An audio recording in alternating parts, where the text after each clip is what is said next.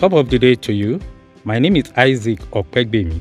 One good thing about time traveling is that it brings about the challenging but glorious events of the past and creates avenue for deep reflections. So here you have it, the reminiscences of my good old days. I was born in Ibadan to Mr. Joshua Olawale and patient Morantiola Opegbemi in the early 60s. My father had 2 wives and my mother was the eldest. I am the 6th of 11 children, 5 girls and 6 boys.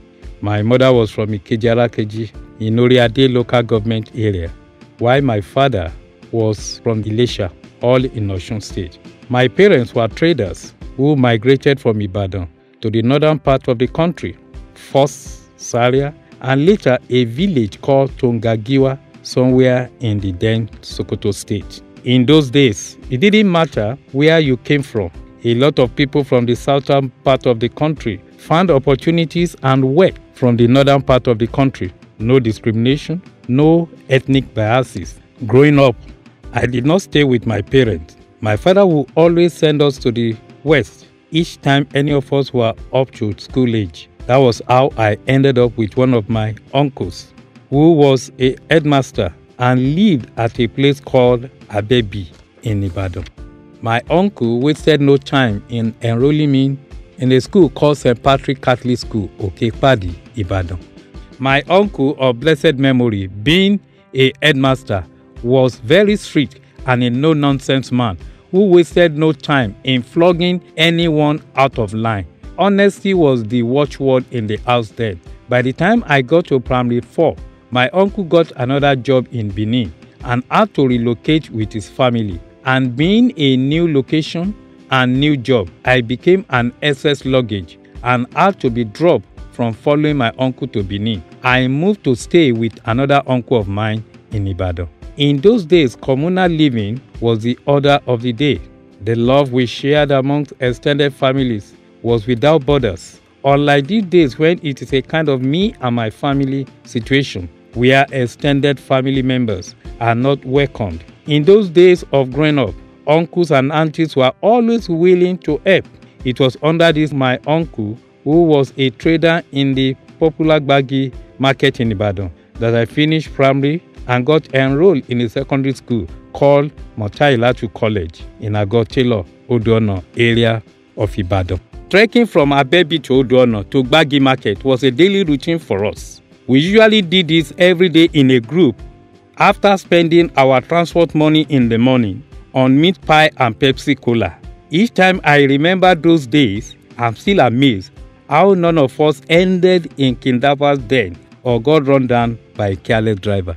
I was transferred from Motailatu College to Modakeke High School by the then Oyo State government when the government closed down the school together with Adeshola High School, 2 schools notorious for their incessant riots and hooliganism in Ibadan then. I was meant to stay in the hostel in the new school, but another auntie of mine working at the 11th store in the then University of Ife insisted I must stay with her as a day student. Another case of showing family love.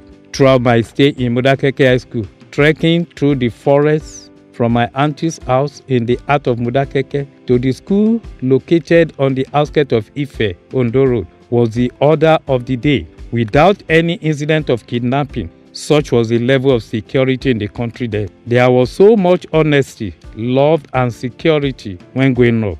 Even in secondary school, everyone was always willing to help and assist. There were strong family ties and the country was secured. During my NYC days in Port Harcourt, every weekend was party time with fellow coppers from different parts of the country.